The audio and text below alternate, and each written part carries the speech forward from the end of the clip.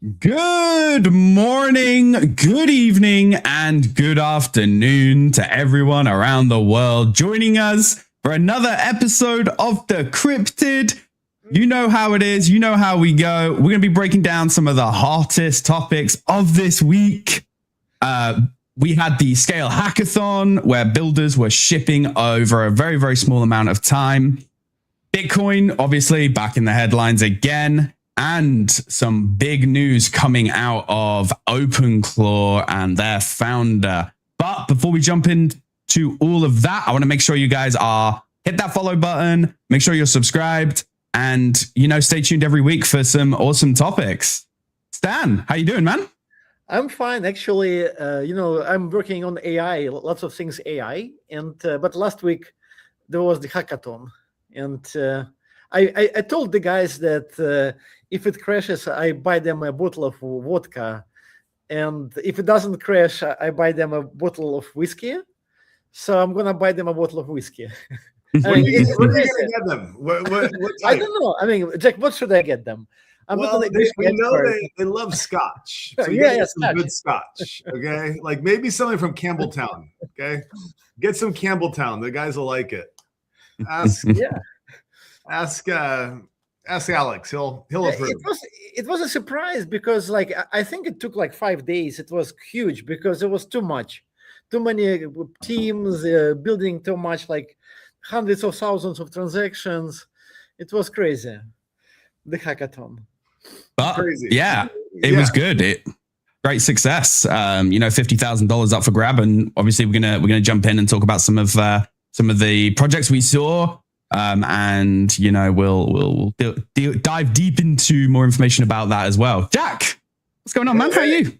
I'm good. I'm doing good. It's kind of a holiday week for most. Depends on where you are in the U.S. Like if you have kids in school, it's like either this week or next week or the following week. So, so my kids haven't been in school all week. I'm trying to do as much work as I can, getting distracted. But hey, gotta hustle, right? Gotta do it. So having fun. And I got to tell you, I'm pumped to talk through these hackathon submissions because there's some really innovative stuff happening here. Like things that I'm like, wow, I wouldn't have thought of private job matching using Byte protocol and an AI agent. Like cool things. Like excited to talk through it.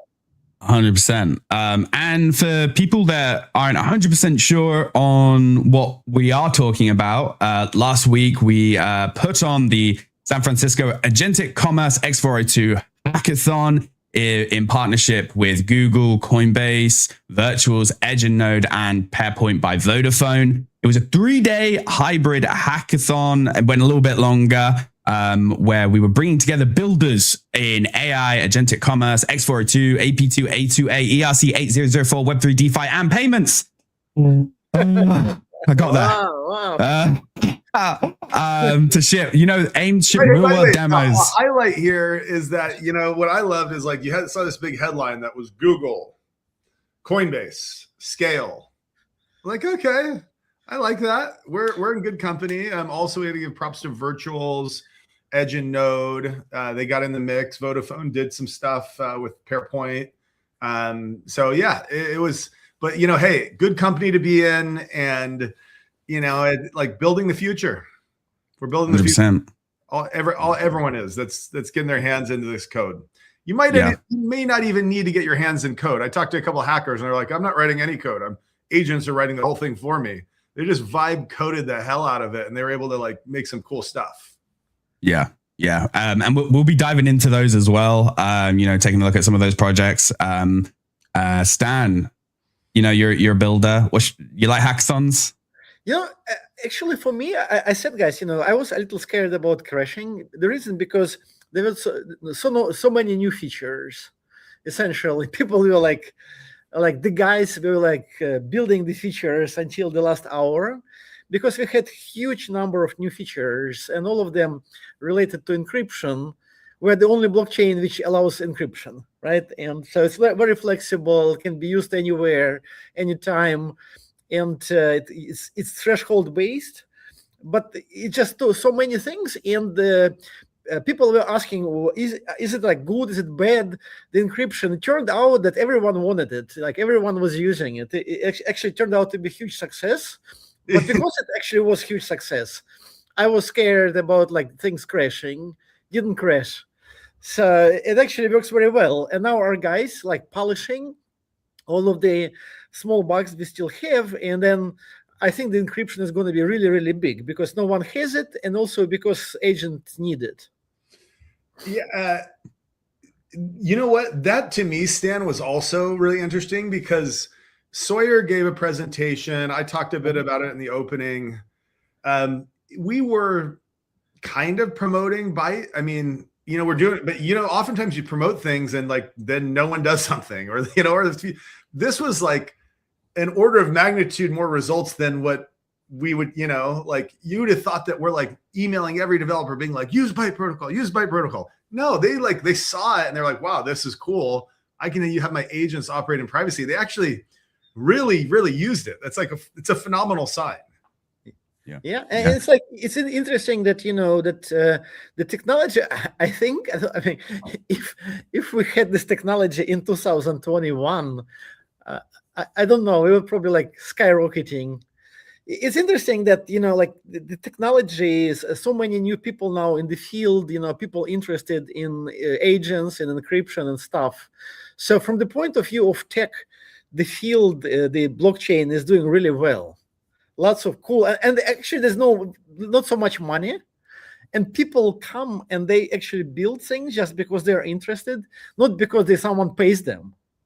So it's exciting. Lots of interesting people actually love blockchain. They want to try something new. I was surprised because they had to learn this encryption, right? They had to learn documentation, how it works. I was really surprised so many people actually started using it. Yeah. Yeah, what? This is like kind of like an interesting quick segue. We like these little quick segues. One interesting thing here is when you think about like entrepreneurship and product market fit, you have this inclination to like, we better go sell the shit out of this and do all these things to like really promote it. It's a good way to like really get something started, but it's not a good way to discover product market fit. And there's this thing. It's like like false positive bias. So you get this false positive because you do such a good job selling. And this happened to me, like the first companies I started, I was like selling this thing, but then like it didn't like take off massively, had to like pivot. This is a long time ago, back in 2008. And what I learned is sometimes it's better to like just do a moderate job promoting and then see if it takes off on its own. And you kind of saw that here. I think our team, like Sawyer, Manel, they did a kick-ass job working with teams, helping them and like, enabling them. But the results compared to like the Byte promotion were just massive. It just shows there's good product market fit. Yeah, and we're going to be adding more features to Byte because people are requesting even more features. But oh, good. So we got some good feature capture too. Yeah, it's actually there are many more things we can do. But I think the like a digest is that people love encryption, and once you're able to encrypt things flexibly and decrypt them, then it enables so many applications. Yeah. Okay. We got to start going through these. I mean, I'm looking through. Can you share this link to all these submissions? Yeah. I dropped them in our chat. That's the actual totals. I just put it in our studio chat. That's what I'm looking at right now. Yeah. To show some of these. So yeah, we had we had over 86 different projects that came in and built using X402, Byte, and some amazing new technologies in the world of the agentic commerce. We saw a lot of people focusing on that kind of private aspect. It was very, very attractive to not only builders, but also even in our workshops we did, right? The people, the representatives from Google and Coinbase, they were very, very excited whilst talking about the privacy aspect of Byte and this scale on base chain. And we had some incredible entrances into it. This is one of my favorite ones as a gamer, which is it's an interesting demo, but it is an AI agent powered kind of RPG game, right? Wow. Where your AI agents come together, level up, and do questing and beating bosses and things like that. And it's a very, very interesting way to almost showcase on-chain gaming in a truly on-chain fashion, right? I think one of the things that kind of put on-chain gaming to the side was like you couldn't do player versus player or things like that because everything was public, right? And with Byte, you can actually have player versus player on-chain gaming. We could do technically, in the future, poker on chain or blackjack on chain, and you can show that the odds aren't being rigged or anything because it's all on chain. Absolutely, absolutely. I can add to this, Ben. I think you're touching absolutely on the correct subject. You have games like poker or like card games where it's essential that some things are secret. Like when you're playing cards, you don't show cards to other players. So fundamentally, these games where with cards, are impossible to build on like public blockchain because you cannot like have your cards shown to everyone else. And so if you want to build like a poker or pretty much any card game on chain, you do need to encrypt these cards that each player holds so other players don't see them. Yeah. That's kind of a very big application for privacy, because you're asking questions why there are no poker tournaments on blockchain for money. It's like seems to be totally reasonable to have someone like playing poker or like whatever other card games and then like playing for money. And the reason is because of the public chain. It's not possible to actually record on chain which player holds which cards. Now with encryption, you are able to do it. So you enable all of those games. And then it's kind of one thing. And then there's like MEV, where with encryption, you fight against MEV. And there's privacy where for transactions, like you're sending money, we had this encrypted token. We have the token where you send money, it doesn't show how much money you sent. And then there is like privacy on Uniswap. There is also things like auctions where you reveal bids at the last moment, like something which is called like a sealed auction, where you bid for things, but the bids are actually in sealed envelopes and revealed at the end. So you have all of these directions, all of these very different directions, like agents also playing and having their privacy. And so encryption is just not a single thing. It enables all of these different things suddenly on blockchain, which people couldn't do before. Right? So that's what we've seen, and I'm excited that so many people tried so many things, and I think that's why we're saying that we will be adding more and more features, because we see interest in all of these different directions. Actually, not just a single one, but different things that encryption enables. Yeah. The funny thing, I'd use this use case like, well, why don't you play poker on chain for online poker? People are like, yeah, well, the validators are going to be able to see the information. And, if there's bad validators, you can just run a node and, front run the game. And it's like, well, you can't, now you can do it. That's not an issue. And it's cost effective. Like, transactions are not that expensive. Absolutely. Why it's a skill game. Yeah, and it's huge. And it's like people play poker for money. I remember, I'll tell you guys this terrible story. When I was studying back in Ukraine, I was second-year student. And then one of our guys, he was the math department student. And he went and killed his father inside the university, shot his father. And basically the way it went, it was that we had guys playing for money, mathematics guys playing each other for money, playing poker.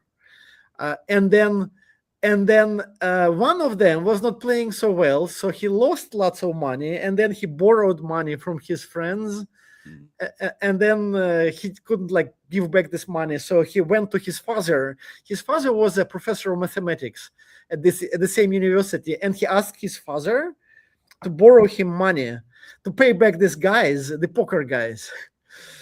And the father said, I won't give you the money, and then he shot the father.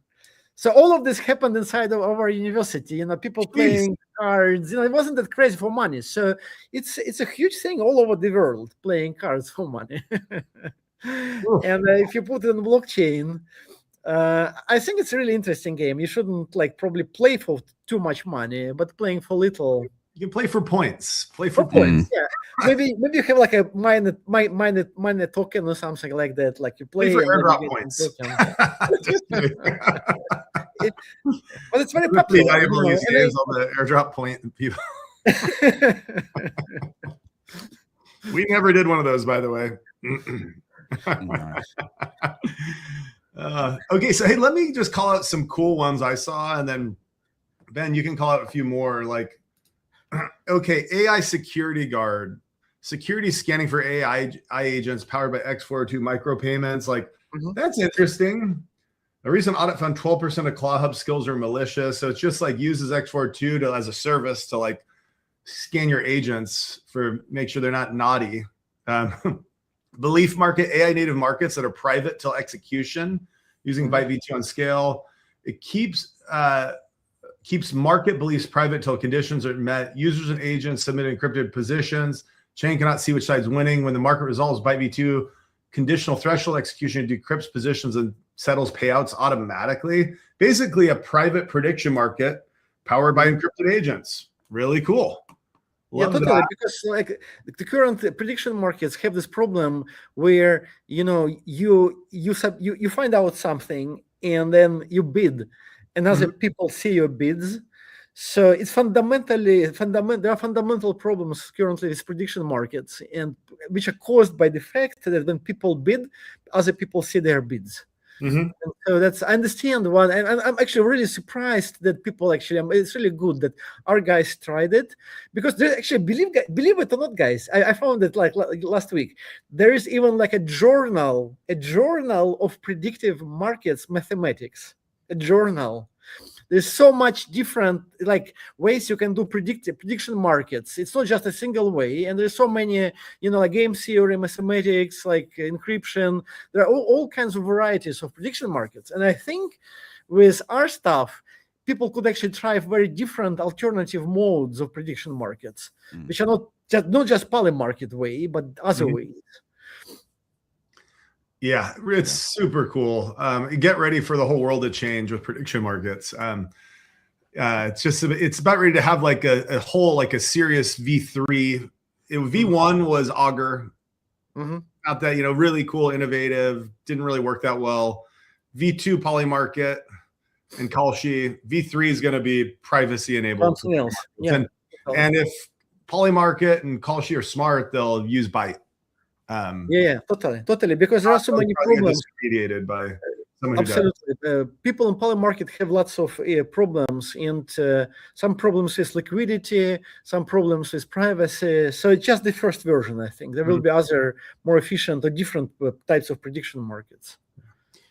Here's another one. This is by ICPay, Instant Scale Payments, enables agents to automatically build e-commerce websites and accept payments via USDC on scale. Really cool. Love it. I mean, building the new internet here, people. Akomi is private conditional subscription renewal agent, an autonomous agent that privately renews a subscription if encrypted SLA conditions are met, using Byte V2 to prevent price, vendor, and intent leakage execution. Like, I wouldn't have thought of that one. That's cool. HedgeFi lets traders easily hedge autonomously through your wallet. Finds prediction markets matching your holdings, buys shares that pay out if prices drop. On-chain portfolio insurance, super cool. Pixie, trustless infrastructure for AI agents to compete, trade, and transact. It uses a game engine, Arena game engine, algebra finance, DEX pools. Really, really cool. Agent Daredevil, AI agent terminal that enables intelligent analysis automation for prediction markets. Another prediction market one. Yeah. I think like what this has shown is that the blockchain as a technology is incredible, right? There are so many different things that you can do with it, right? It's not just, buy token or something like that, But the issue that we had was you didn't want everything you did to be public. And with the likes of Byte and encrypted and a truly encrypted blockchain, it really has opened us up to a multitude of new opportunities. Like you could do data storage on chain, which is fully encrypted. And, instead of paying people to hold your files, you can do it on chain and it be encrypted. So we're almost entering Sentinel. Sentinel, in that like AI agents don't just spend, they reveal intent. And so this is really cool. Every action is visible before it settles. And essentially what this does is it has an X402 encrypted order book where losing bids never decrypt. Anyways, in this a really cool use case of Byte, and I read this whole thing. I was like, I wonder if they use Byte. I wonder if they use Byte. And I got down to the bottom, and this is, and then it's like, and it uses Byte in every way. It like has this interesting layering. We got to like I think we need to go study all of these to see how people are using this, because it seems like an interesting like implementation. Agent powered game. Anyways, really cool stuff. A private job matching platform using Byte protocol. Like, who would have thought of that? Privacy preserving job matching platform. Wow. Where AI agents act as job matching agents, and it keeps you for candidates. It keeps you private. Wow, that's cool. Yeah, it's really interesting. Yeah, that's really cool, because like otherwise, how do you do like something like a monster.com on blockchain? You don't want to just make people's information or job offer job descriptions like just open to everyone. So I think it totally makes sense that you submit your resume, but people don't see that you did, and then the AI agent matches it. So it's very cool, I think. Yeah. I think we need to, like, I think all of this, by the way, guys, all of this is coming from Manel and Sawyer. They're doing this Scale School each week. And there's so many people like watching this Scale School. And I think lots of these people are really, really interesting people, computer scientists, passionate people. That's why we got. I think that's why we got so many. I think we need to say kudos to Manel and to Sawyer for running this school.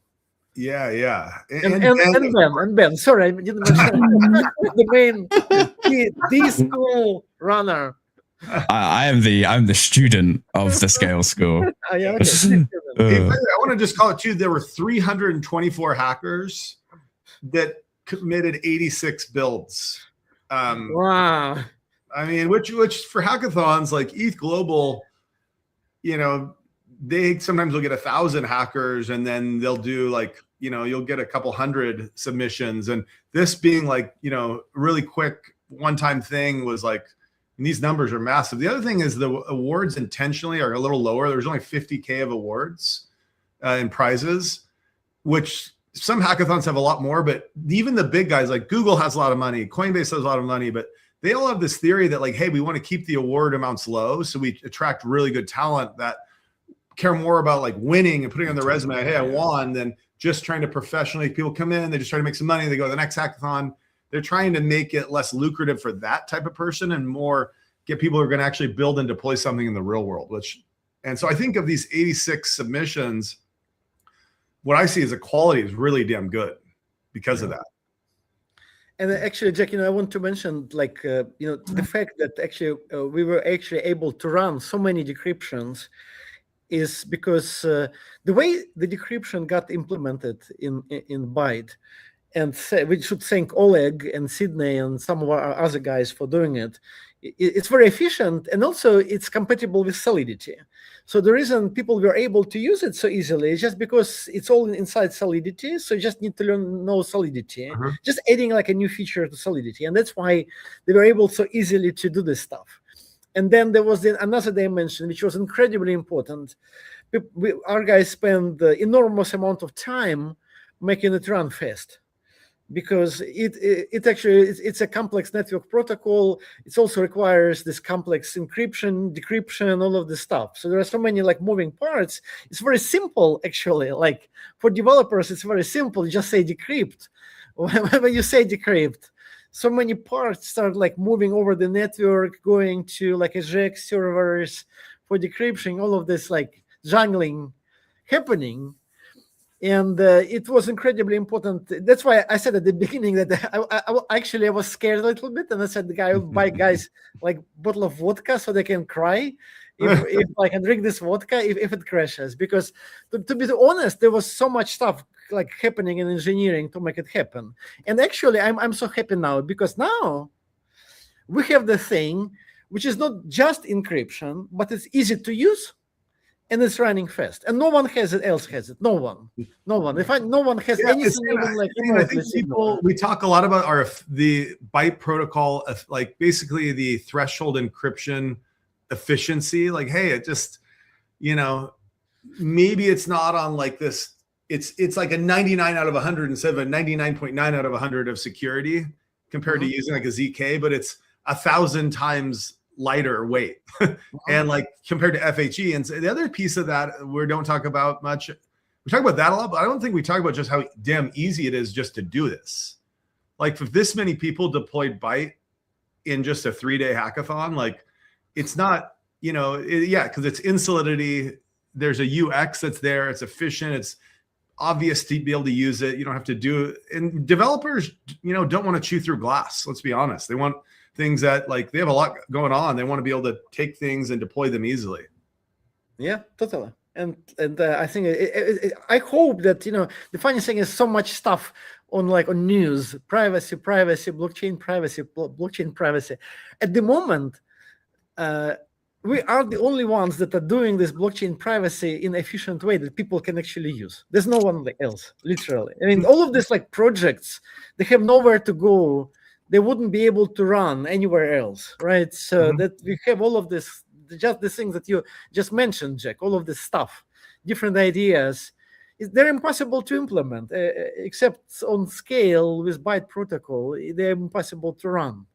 So I hope more people come and run. It's going to open up a new age of blockchain innovation, I think, where and I don't know if you shared the link yet, Ben, but if you can share it on Twitter for people listening on Twitter. Here's the thing, like everyone's like, oh, crypto's dead. Crypto always just reinvents itself. It goes to the next phase. At first it was like, just tokens. It was like, Bitcoin, crypto's cash. And then it was like smart contracts do things. And then it was like, tokenize everything. Like you could just mint tokens like Dentacoin and stupid things like that, where no one's gonna use a special token to pay their dentist, and then that died, and then DeFi happened, DeFi summer happened, and that went crazy, and then like NFT boom, and sadly the meme coin boom. But I think people are kind of tired of the bullshit. They want to see real world value created. And you go talk to AI builders. I live in San Francisco. There's some hate from AI people on crypto. And a lot of it's deservedly so, because there's just, a bunch of scammy crap. But we all know that's not the truth. There's so many good builders, so many good teams. There's good projects where it's real technology. It's just there's, I think, a certain amount of people that are greedy, that want quick money, that want to scam people or want, to take part in a scam, and just gives things a bad name. But you go look at this, these submissions. This will give you belief. I look at this and I'm like, hell yeah, we're in the right space. Speaking of which, that's maybe a segue into the next topic about, you're going to talk about the Moltbook founder. I was? Wait, Moltbook founder? Yeah. You said that in like the 3 opening. You're saying, and there's a thing on Twitter about Moltbook. No. OpenClaw. It's the same. It's the same stuff. Oh, is it the same person? Yeah, yeah, the same guy, I think. Oh, I thought it was you're talking about the interview how the guy was like, I hate crypto people. I almost deleted the whole code base. Is that what you're talking about? No. I was sort of speaking on the OpenClaw CEO the creator of OpenClaw joining OpenAI. Oh, okay. And I was talking about the Moltbook. I think it was the Moltbook CEO who was on Lex Friedman's podcast. And he's like, he goes, I hate crypto people. I hate them. Wow. You know, you wouldn't believe the type, because apparently there was some like meme coin someone launched and he changed the name because he had to because of some legal thing. And these people are just like, oh, fuck you, you're rugging us. And they just went nuts going after this guy. And he's like, fuck these people. And then Lex Friedman, who's like, a crypto advocate, he was like, listen, I hear you're saying there's some people on crypto Twitter that are greedy. They're these anon people. They're mean. They're the worst group. But he goes, the technology is great. Like you look at the tech, it's actually like really transformational. But this guy in his own head can't separate that type of people on crypto Twitter from the tech and like real builders. He hasn't been to an ETH hackathon. He hasn't, been to an ECC event. It's a different, and like, hey, some of these people online are also great people. Like a lot of these anon people, there are good people too that are out there. It's just, it's like most communities. There's a select few that sometimes, spoil the cart for everyone. Few bad apples, as they say. Yeah. But it's always the negative. It's the thing with social media specifically, right? The negative, you're more likely to talk negatively about something than you are positively, because if you're positive, you're content, you're happy, you'll just walk away. And that's why if you look at anything on social at the moment specifically, then the minority crowd of negative and angry people are always going to seem like the loudest and the biggest, because positive people aren't out there doing things. It's like a review on a restaurant, right? If you go to a restaurant and it's a great experience, are you going to do a review? Probably not. If you go to a restaurant and have a bad experience, are you going to do a review? More likely. Yeah, it's true. Yeah, I mean, the other thing is like being anonymous. Like Stan, we've had some people over the years that like, talk shit. And hey, like I get it. They're frustrated. The token prices are down. Like, really have no anger towards these people at all. I just have a lot of empathy. But they're always anon. Yeah. We've never had someone who's not anonymous. Like, because when they're not anonymous, they're like, oh, your real identity is there. And you start, you act like more of you're how you should act. And, it doesn't mean you can't be negative or, give criticism. But like sometimes these anon people go a little too far. Yeah, I think people that needs to learn, people will probably learn, they learned already probably that if someone says something anonymously, then whatever, it's probably not even true. I mean, there are some cases where being anonymous makes sense. Like when you want to fight the government, like not fight, maybe even defy the government, but kind of counterbalance the government, right? Like the Bitcoin founder or whatever, the organization that founded Bitcoin, Satoshi, right? They were anonymous, and it was good because otherwise the government would come after them, whatever, right? Or like Monero guys. So there are legitimate ways, I think, where anonymity is important. But when you talk to someone and say some bad just your opinion is automatically downgraded if you're anonymous. There's no point, like if you're on Twitter and you're discussing, you're not going to go to jail for this. Why don't you actually reveal your identity? I think then, but I think people already like people don't care. Like if you're anonymous, you start saying stuff, people don't care for the most part because people understand it's like, I think it's, I understand that people are frustrated, but I think also that crypto is super needed for AI. And in particular, the funny thing, this OpenClaw, this Moltbook, now these guys are running all of these agents. Now there are many agents. Agents need to pay to each other. So we moved almost instantly into doing like a new universe where we have lots of agents now, right? Lots of them running, millions probably now of like open clause now today running, if not tens of millions. So now we're like, how are these guys going to pay each other? There's no way they can do it. There's no way OpenClaw can use like Bank of America. When you like going to your Bank of America, you have usually like second factor authentication. You have your whatever, like fingerprint, or like you're using your phone. So it's like send SMS. So there's a huge barrier for any agent for your OpenClaw to use your Bank of America account or your credit card, the same, right? So these guys, they will need to have payments really soon, I think. So it may be we may wake up tomorrow and we see like lots of X402 payments just because this like agents start like paying each other. Question: how long until we see the first proper on-chain bank? Jack knows some guy. I think it's going to be the opposite. I don't think we're going to see out of nowhere an on-chain system gets banking credentials. What you're going to see is a smaller bank that already has the licenses work backwards to then become a crypto native, and then they're going to they're going to keep their brick and mortar. They're going to do all these little things they need to do to keep their banking license, but they're going to become like some little tiny bank in the real world is going to become the biggest bank in the crypto world. That's my prediction. What do you think, Stan? I think actually there was like one bank. There's like I think it's like Elon Musk invested. There's like one new bank which got licensed recently. I forgot the name of it, but it was Elon Musk and someone else and basically financing this crypto. Peter Thiel. There's like a startup which is pretty well funded that is trying to do it. So for sure, I think it's going to happen. They're going to try doing it really fast because, to be like totally honest, they want to start before this administration leaves, because no one knows how the next administration in the US is going to go about crypto. Maybe good, maybe bad, right? So all of these crypto guys, all of the banking guys, I think they're trying to like use the rest of the 3 years to do whatever they can. So from this perspective, I think they're going to do it really fast. They need to do it fast. Market kind of instability. Obviously, I'm not an American, so I'm not 100% sure. But am I right in thinking your midterms are coming up soon? Yeah, this year. Yeah. Yeah, this year.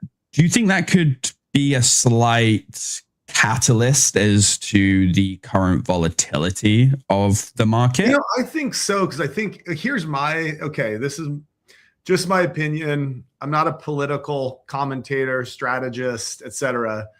This is just like kind of basic human nature. It's common sense.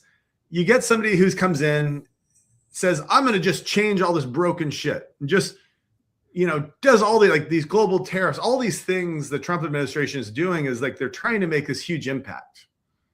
And hey, maybe they made an impact, good or bad. Like I'm not here to weigh in on that, but what I think is happening is things are volatile because they're changing a lot. I think at some point they're going to say, hey, we better just make sure the economy is good and we have more stability, or we're going to be out. And obviously not the president, but all of the, House representatives and senators are going to be out. And then the president can't get anything done because the president doesn't have the support of those entities and could be impeached. Right. So I think that itself is just going to drive stability, and stability is going to drive, I think, hopefully better market economics. Would you argue that one of the reasons that this administration has kind of done a lot very, very quickly is because of their lack of faith on the midterms, that they might not have all of the positions they need for the remaining 2 years? So they're like, hey, let's just get it all done in the first 2 years and then we're good.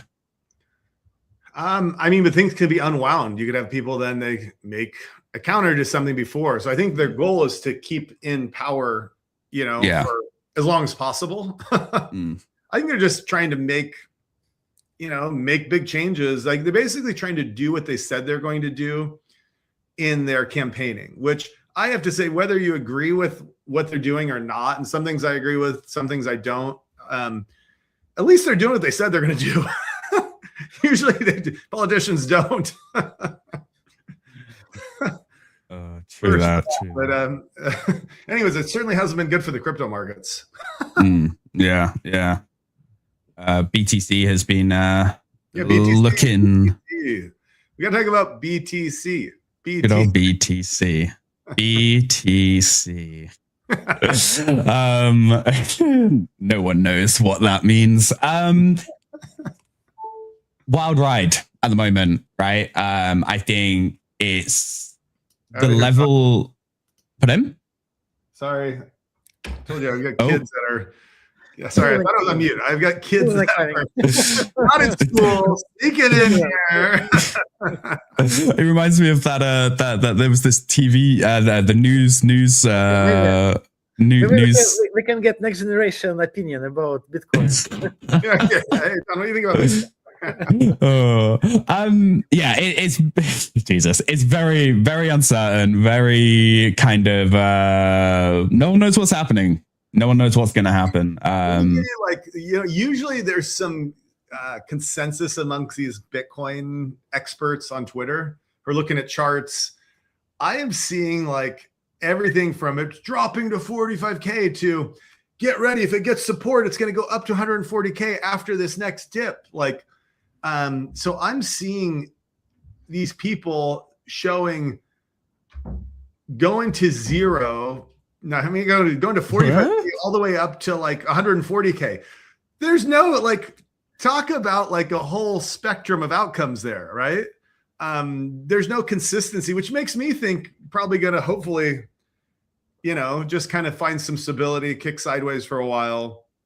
Again, not financial advice, but I'm generally optimistic. I think, we talked about the fear and greed index, and there are these fear points. It's just natural that prices will drop, but it can't. Yeah. It's if you look at that chart, we're at an all-time low. It doesn't stay that way for long. I think as well. I don't have the exact numbers, but while crypto has been dropping, stable coins hasn't also been dropping. So people aren't pulling their money out of the ecosystem. They're just waiting for a moment that is more attractive for them, that they feel like is more, it's a better ROI for them, right? And it is smart. It's smart investing. Versus other cycles where people, took profits, left, exchanged it for real money and walked away. The belief of crypto and the industry is still there. It's just to the point that we made at the beginning. Uncertainty is making it hard to, put your money where your mouth is. Mm-hmm. Yeah. What do you think, Stan? I can tell you guys another perspective, basically discussing gold versus Bitcoin. So you can use ChatGPT. I use ChatGPT to find out this interesting information that currently gold actually went to like 5,000. Now I think it's like 4,500. But the point is that there is a number for profitable mining of gold, because when the price of gold goes up, there are more gold mines opening, right? Some of the gold, there are some mines where there's low concentration of gold. So if the price goes down, the mine closes or pauses. And then when the price goes up, the mine opens up. Turns out at 1800, there's immense amount of gold in the world, which is possible to mine at 1800. Basically, it's like a shale oil. Like you have the shale oil, shale gas, and usually when the price of oil goes up, then becomes profitable. Very much the same with gold. There are these huge deposits of low concentration gold. Like I think one of them is somewhere in the States. I think like in Nevada. There are many places in the world where there's huge deposits, but they're not so profitable. And so long term, the price of gold needs to be below 1800, because so basically now it's like 5,000. So the mines start like mining more, and if it just stays for long like this, it will drop inevitably to 1800. Now because they just produce more gold. Is that it will produce more gold, exactly. So, but it's like they respond slowly, like because they need to build a new mine and stuff, Yeah. right? So there is Yeah, this investment. So if the price, you can look at the price of gold long term for the last 20 years, and the average is 1800 because of that. So it will inevitably go down to this. Yeah. But there is another interesting thing where there are now AI methods that make gold mining even cheaper, like twice cheaper, because you have this gold. It's like in these small stones. They're like grind stones to like small pieces, and some pieces look differently. So basically, you have this AI camera. You have these small pieces of stone going like passing below this AI camera, and the AI like looks and picks up the stones which have more gold. So using AI, you can go from 1800 to like less than 1,000. Yeah, let's put this in Gold. Bitcoin terms. Let's put this Right. for Bitcoin people who don't understand the way the real. It's probably you can probably now like short gold and buy. You can have like a pair. You can now go and like short gold and buy Bitcoin the same amount. It's almost for sure that this is going to be a profitable trade long term. So hold on. So I want to say like I'm going to give a comparative analogy to Bitcoin for people who don't understand what Stan's saying. Like if people don't understand the real world, like you have to mine for things and the like, imagine if all of a sudden like Bitcoin could be mined with half the energy, right? And twice as fast, right? And all of a sudden we're like, there's more Bitcoin. Like we thought there'd only be a certain, all of a sudden you're just getting more and more Bitcoin in the market faster than you thought you would, because somehow let's just say it required a change of the core algorithm, or just we had nuclear fission and everyone could, in some way, shape, or form, and I think you'd have to update obviously the inflation schedule for block competition. But I think it's not necessarily purely on a timeline; it's on an achievement milestone. So basically, that's what's going to happen with gold. You're going to be able to find gold twice as easy, and so it's gonna, if you have twice the supply, unless gold people turn into like diamond people, where the diamond industry gets diamonds and they hide them. They don't tell anyone they have them. They keep them in vaults in Switzerland. Diamonds are terrible. Diamonds need to be like 1,000 times cheaper. Diamonds is terrible. Actually, for gold, it's actually more or less legitimate because the price of the gold, there are different competitors competing. So gold is actually a legitimate store of value because of that, because of competition. Diamonds, there's one company in South Africa, De Beers. They own all diamonds in the world. Like even in Russia, there's a war with Russia, but they own Russian diamonds because it's monopoly. And there is incredible amount of diamonds. There's no point at all why they should be actually expensive. The only reason they're expensive is just because one monopoly in the world controls diamonds, and they have this huge so. And then they don't tell it. They just keep buying it to keep it off the market. They keep getting They're just like just make sure no one knows it exists. Otherwise, our little diamonds are going to be worth about as much as, I don't know, a gem. But the point, I think the point is that gold is hugely overvalued over Bitcoin now, and also you have this huge, like, people are super scared. So if you want to buy Bitcoin for retirement, it's almost for sure it's a good time start buying. Like you can average out probably over 6 months, and it makes you go down and then up. So maybe there may be this kick and back stuff, but you will actually long-term win. I think if you start buying up Bitcoin now for and you do it for 6 months, it's a good time to enter the market, because if you if you are saving for retirement, I think it's good. It's good because you at some point you need to enter the market, right? At some point you need to make this decision to it may go down further, but it's actually pretty down already. And also another argument is that Bitcoin is $1 trillion. Is not much, right? Compared to if you value it as a tech company, compared to Google, what impact Bitcoin has versus Facebook, versus Google, versus Apple. All of these companies are way higher, have way higher market caps than Bitcoin. I think it's if someone wants to have long-term investment, maybe a good time to actually enter the market. As always, though, Yeah, no, not advice. Yeah. not financial advice. Do Yeah. your own research. Make sure we are not financial advisors. Do your own research before making any financial decisions. Usually it's hard because then you make lots of money, right? You have someone like Warren Buffett, which basically all of his life he was like perfecting this. How do you find the bottom? And then you have this pile of cash. They have like hundreds of billions of cash. They're waiting, but at some point they actually need to like enter, and that's. Yeah, and when you see that, like, Goldman Sachs finally just bought a shitload of crypto. Right? Oh, really? And and they hold 2 or some couple billion, and people are saying, "Oh, those are purchases for clients." Like, I don't know. I think they're on their book, on their ownership book, and it's like 0.33% of their total assets or something. But like, when are they going to come in when the market's at its peak? No. They're too smart for that. They're looking at the fear and greed index and they're going to buy when it's low. And guess what? They're buying people's bags, sadly, who are like saying, this is going to zero, I'm out. Or people who don't understand tax implications and they trade out and in, and they don't realize they're like, if you're in the US and you're going to be coming in and out of assets, your tax losses are going to be. Jack, I watched this YouTube video with Warren Buffett, and he said, like, I buy when people start calling me during the weekend.